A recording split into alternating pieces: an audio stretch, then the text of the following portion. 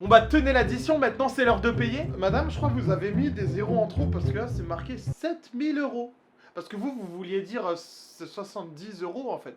Bonjour à tous et bienvenue dans l'émission Question pour un champion. Si dans la vie de tous les jours tu rencontres un vieux de 66 ans qui te propose d'aller dans divers endroits sombres et exigus dans un pays que tu ne connais pas, est-ce que selon toi il est de politesse d'accepter ou de refuser? Vous avez 30 secondes pour répondre à cette question dans les commentaires. Et je profite de ce moment de réflexion intense pour te demander un petit pouce bleu, c'est gentil pour soutenir la chaîne. Et pourquoi pas, soyons fond, un petit abonnement et une activation de cloche. Si tu aimes les Pandaman Story et que tu en veux d'autres, ça me fait plaisir.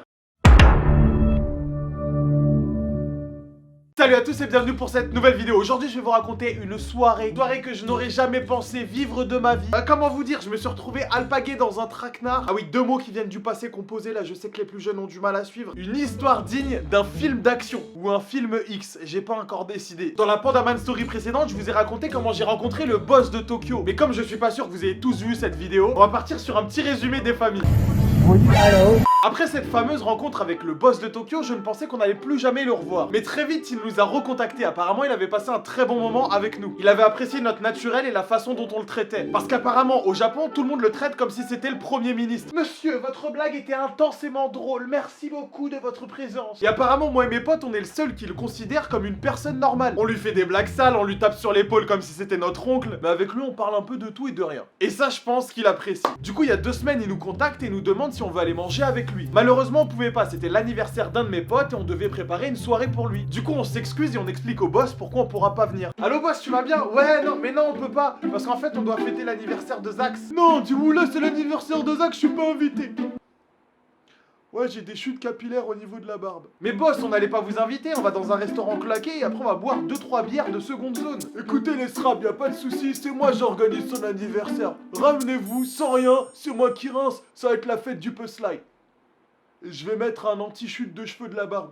Parce que là, c'est chaud de ouf. Hein. Et finalement, il nous a proposé d'organiser l'anniversaire de Zax. Alors toi, quand je te dis organisation d'anniversaire, tu penses quoi? Petite soirée à McDo et ça finit au cinéma.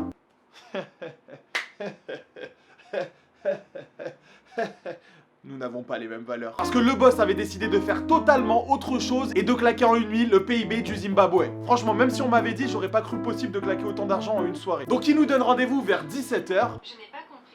Bah ferme ta gueule, je t'ai pas parlé Google, ok? Ok. C'est bien. Victime. Et il nous a dit qu'il ne viendrait pas seul mais accompagné de sa copine. Alors je vous rappelle, Tortue Géniale a 66 ans. Moi je m'attendais à voir une femme de minimum 50 ans. C'est pas ce qui s'est passé. C'est pas du tout ce qui s'est passé. Et lorsque je suis arrivé au lieu de rendez-vous avec mes potes, on a vu que Tortue Géniale était accompagnée d'une jeune japonaise de 24 ans.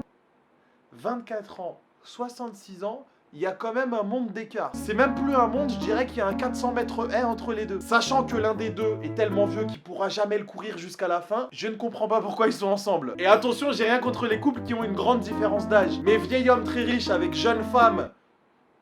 On va pas se mentir, je me suis tout de suite dit que c'était une michto.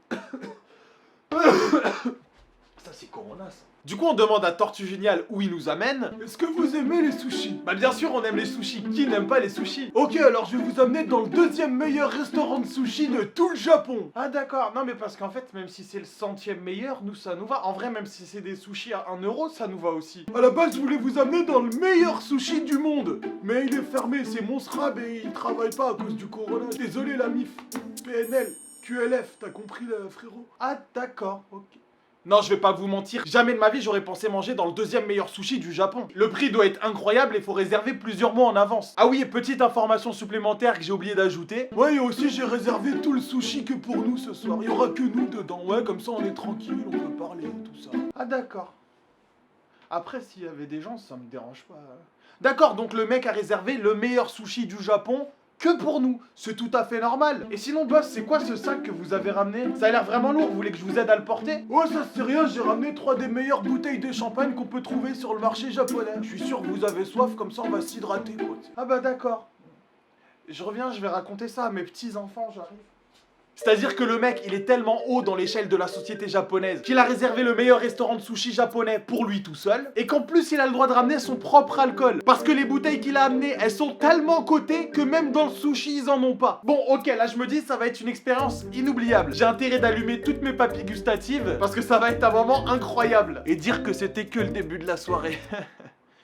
Après c'est parti en couille. Ah, de fou malade. Il débouchonne une bouteille de champagne dont j'ai même pas les moyens de me payer. On commence à boire au calme. Évidemment, Tortue Géniale, 66 ans, il aime faire la fête. Il veut faire des compétitions de cul sec. Alors attention, on dit que les Japonais ne sont pas forts avec l'alcool. Mais je vous promets que cet homme-là, c'est une légende. Quand il fait des soirées, il est tout le temps archi bourré. Le lendemain, il va travailler à 7h du matin. Alors bon, moi je commence à chercher la carte pour commander mes sushis. J'avais oublié qu'on était dans un sushi de luxe. Et dans un sushi de luxe, eh ben tu choisis pas les sushis que tu manges. Le chef te commande lui-même les sushis qu'il a envie, suivant les arrivages qu'il a reçus le matin même. Alors là, il a commencé à sortir des poissons. J'ai jamais vu des poissons comme ça dans la mer. Commence à les découper tel un samouraï des temps modernes. Et je mets le premier sushi dans ma bouche et là...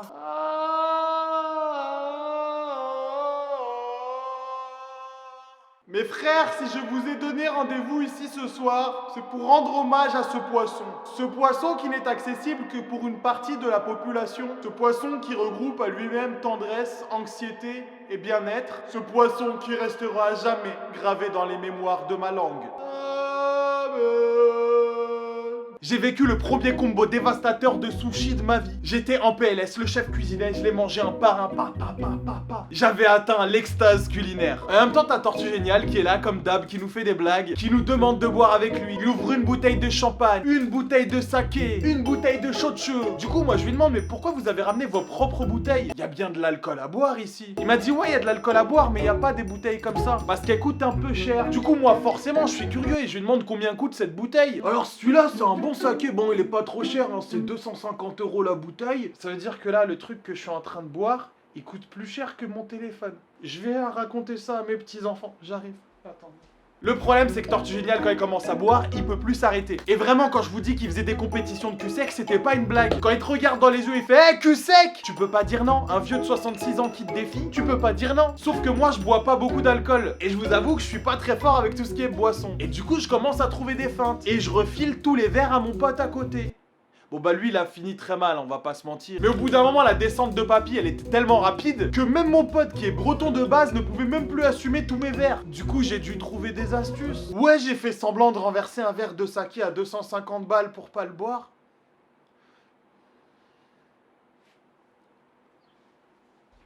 Je vous avoue ce que j'ai fait, je peux que m'en vouloir. Mais je voulais pas être malade et je vous rappelle que l'alcool est à consommer avec modération. Sauf que la modération, il était pas là ce bâtard pour boire mes verres. Du coup, j'ai dû trouver des feintes. Un coup dans le verre de mon pote, un coup dans ma serviette, un coup je le mets dans ma bouche, après je vais au chiottes et je recrache ça dans les toilettes. Vraiment, j'avais l'impression d'être une sous-merde en faisant ça avec de l'alcool que je peux même pas me payer. Mais c'était soit ça, soit j'allais faire un coma éthylique. Et là, du coup, t'as la meuf de Tortue Géniale qui était restée silencieuse pendant tout le repas. Là, on va pas se mentir, hein, la métaphore de plante verte était totalement justifiée. Et encore, même une plante verte qui fabrique de l'oxygène est beaucoup plus utile que cette femme. El Batardo! Elle commence à dire à Tortue Géniale, viens on continue la soirée dans mon bar. Et moi je comprends le japonais. Et là je demande au maître, mais de quoi elle parle? Votre copine tient un bar. Et là t'as le chef sushi avec qui j'avais tapé la discussion pendant tout le repas, qui me dit que là elle est actuellement en train de travailler et qu'elle voulait nous amener sur son lieu de travail. Comment ça elle veut nous amener sur son lieu de travail? Elle veut nous montrer comment elle travaille? C'est genre vie ma vie de japonais, c'est ça? Mais non frérot, tu comprends pas que c'est une la meuf de ton pote? Bah oui, tu la payes et elle fait ce que tu veux. Ah bah si. Ah bah ça se voit, il a 66 ans, elle a 24 ans. T'as cru il joue au puissance 4 ou quoi? Bah non, il la démonte. En fait, elle veut vous amener dans son bar d'escort girl. Me demande pas pourquoi tous les japonais ont une barbe, c'est le seul décor facial que je possède. Alors avec ça, je peux faire tous les rôles. Là, je suis un japonais, là, je suis un magicien, là, je suis un elfe de la forêt, et là, je suis un terroriste. Mais ça veut pas dire que tous les terroristes sont barbus. Ça veut pas dire non plus que tous les barbus sont terroristes. Il y a des barbus, ils sont gentils. Regarde, le Père Noël, il est pas méchant. Bah oui. Ah, j'ai mangé des poils de barbe. J'espère que c'est pas des vrais poils de... Faudrait que je me renseigne sur la provenance de tous ces produits. Du coup, Tortue Géniale, il nous vend son truc. Et il nous dit qu'il va nous amener dans le meilleur bar de Tokyo. Un truc de luxe où aucun étranger ne peut rentrer. Ça commence à me donner des idées. J'ai envie de voir de mes propres yeux les endroits où je ne peux pas accéder. En plus, il était 8h, il était assez tôt. Oui, on avait commencé à boire à 17h. Et c'est pour ça que j'ai commencé à renverser de l'alcool un peu partout. Je monte dans le taxi avec le boss, pendant que l'un de mes potes monte dans un autre taxi avec sa meuf, qu'il a essayé de pécho pendant tout le trajet d'ailleurs. Il a vraiment essayé de pécho une escort girl. Notez le niveau de crédulité dans les commentaires. Et là, pendant qu'on était dans le taxi, le boss commence à me briefer sur le club où on va. Alors surtout dans le club, faut pas parler trop fort. Y a pas de souci, moi je suis quelqu'un de respectueux, je vais pas me faire remarquer dans un endroit que je connais pas. Il faut surtout pas demander à une fille de rester avec toi, sinon ça va coûter plus cher. Comment ça, demander à une fille de rester avec moi? Je veux juste... on boit une bière et on part, hein. C'est juste pour voir. Hein. Et surtout, faut pas les toucher, sinon ça va être plus cher. Non mais moi à la base, je veux toucher personne, je veux juste voir la décoration, quelle architecture, en quelle époque ça a été construit, peut-être boire une ou deux bières. Non, parce que sinon, comme c'est des yakuza, on peut mourir, c'est dangereux quand même. Je vais faire des pâtes carbo, je reviens, d'accord? Je vais quand même pas me jeter dans la gueule du loup pour 2 bières, quand même. En plus, dans Escort Girl, il y a corps comme dans Corona. Je vous jure, c'est un bail chelou. Bon, finalement, on arrive dans le bar. Et j'ai jamais vu un endroit aussi luxueux. Tout le staff était super bien habillé en costard, avec des chaussures et des bijoux de luxe. Tu vois le cliché du Yakuza dans les films? La même. Et là, t'as la chef des hôtesses qui se ramène. J'avais jamais vu une femme aussi classe. Elle nous amène à une table et nous installe. Un pote, une chaise libre, moi, une chaise libre, un pote, une chaise libre et le boss en bout de table. À ce moment-là de la soirée, je vous avoue que le boss était Rapta, ainsi que mes 2 potes. J'étais le seul qui était vraiment conscient de ce qui se passait autour de nous. Et là, la chef des hôtesses nous sort un menu. Tortue Géniale qui s'en bat littéralement les couilles. Il regarde la meuf comme ça, il regarde le menu et il lui a littéralement fait ça. Ouais, je m'en bats les couilles, montre aux autres. Regardez les gars. Vas-y, ramène à boire. Du coup, l'hôtesse qui sait plus trop quoi faire, elle me montre à moi le menu. Elle a ouvert. Et quand mes yeux se sont posés sur la carte, j'ai fait un malaise, je suis tombé, c'était fini. La dernière fois que j'avais vu autant de zéros sur un papier, c'était sur mes bulletins scolaires. J'ai vu des chiffres qui sont beaucoup plus élevés qu'un mois de mon salaire. Et le boss, il avait l'air de s'en battre littéralement les couilles. Du coup, il nous demande ce qu'on veut boire. Et moi, j'ai vu les prix. Alors je leur dis de me ramener une bière pression, le truc le moins cher. Fou là, tu vas pas prendre une bière. Ramenez votre meilleur whisky, c'est pour mon frérot. Il nous a carrément interdit de boire de la bière. Déjà, de 1, j'étais mal à l'aise parce que j'avais jamais été dans un endroit comme ça. Tu connais l'expression comme un poisson dans l'eau? Et bah là, j'étais comme un poisson piégé dans un filet de pêche qui venait d'être attrapé par 2 Portugais prêts à faire de la morue. Et là, tout d'un coup, il y a 4 meufs qui arrivent. Et chacune des meufs se met à côté de l'un d'entre nous. Je savais absolument pas comment gérer le truc. Imagine une inconnue qui vient s'asseoir à côté de toi et qui dit absolument rien. Et le pire dans l'histoire, c'est que les meufs, elles commandaient des verres à notre compte. C'était le moment le plus malaisant de ma carrière d'être humain. Au début, j'avais même de la peine pour ces filles. Et on n'avait rien derrière la tête à part s'amuser, rigoler ensemble et boire un petit peu. Alors que je sais qu'il y a d'autres clients qui sont un peu plus relous, on va dire ça comme ça. Mais quand j'ai appris combien elles gagnaient ces meufs-là, je me suis dit... Oh, allez, nique.